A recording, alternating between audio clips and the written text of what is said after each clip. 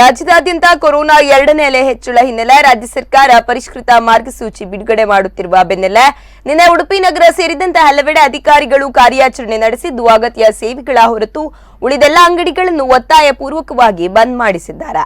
ದಿನಸಿ ಹಾಲು ತರಕಾರಿ ಅಂಗಡಿಗಳ ವ್ಯಾಪಾರಕ್ಕೆ ಮಾತ್ರ ಅವಕಾಶ ನೀಡಲಾಗಿದ್ದು ಬಟ್ಟೆ ಚಪ್ಪಲ್ ಫ್ಯಾನ್ಸಿ ಜ್ಯುವೆಲರಿ ಶಾಪ್ ಬಂದ್ ಮಾಡುವಂತೆ ಆದೇಶಿಸಲಾಗಿದೆ.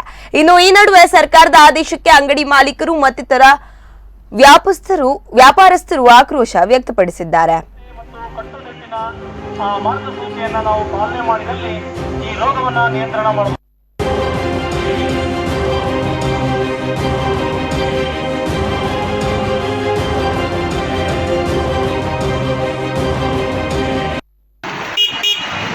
ಯಾರಿದ್ರೆ ಕಳ್ಸಪ್ಪ ಆಚೆಗೆ, ಯಾರು ಇರಬಾರ್ದಪ್ಪ, ಕಳ್ಸ್ಬಿಡಿ.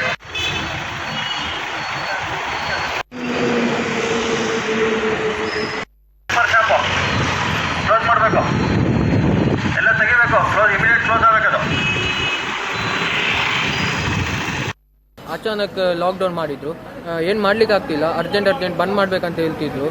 ಒಂದ್ಸಲ ಹೇಳ್ತಾರೆ ಬೇಕ್ರಿ ಓಪನ್ ಮಾಡ್ಬೇಕಂತ, ಒಂದ್ಸಲ ಹೇಳ್ತಾರೆ ಬೇಕ್ರಿ ಬಂದ್ ಮಾಡಿ ಅಂತ. ನಾವು ಏನು ಮಾಡ್ಬೇಕಂತ ಗೊತ್ತಿಲ್ಲ, ನಮ್ಮದು ಪ್ರಾಡಕ್ಟ್ ಹಾಳಾಗ್ತದೆ ಇಲ್ಲಿ ಬಂದದ್ದು. ನಾವು ಎಂತ ಮಾಡ್ಬೇಕಂತ ಅರ್ಥ ಆಗ್ತಿಲ್ಲ.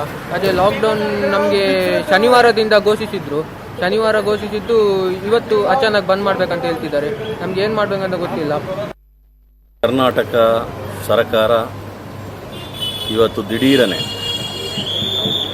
ಒಂದು ನಿರ್ಧಾರ ಕೈಗೊಂಡು ಏನು ವೀಕೆಂಡ್ ಲಾಕ್ಡೌನ್ ನಂತರ ಬೆಳಿಗ್ಗೆ 6 ಗಂಟೆಯಿಂದ 9 ಗಂಟೆಯವರೆಗೆ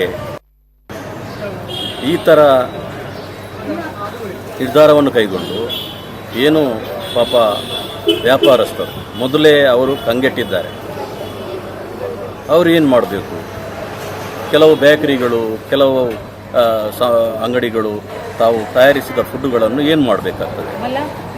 ಜನರ ಸಮಸ್ಯೆಯನ್ನು ಸರಿಯಾಗಿ ಅರ್ಥ ಮಾಡಿಕೊಳ್ಳಬೇಕು.